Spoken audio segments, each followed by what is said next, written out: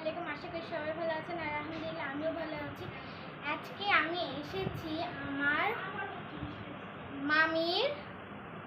মামির বাপের বাড়ি।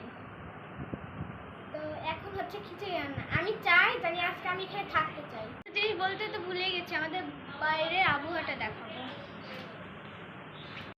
এখন দেখো বাইরের আবহাওয়াটা, বাসাটা অনেক সুন্দর। বাসাটা দেখিয়ে দাও।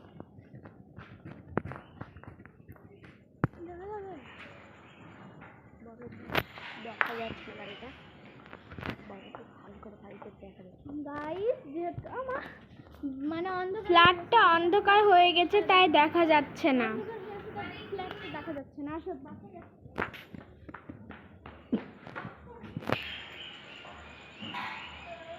আজকের মতো শেষ। অবশ্যই সবাই সাবস্ক্রাইব করে দিবেন।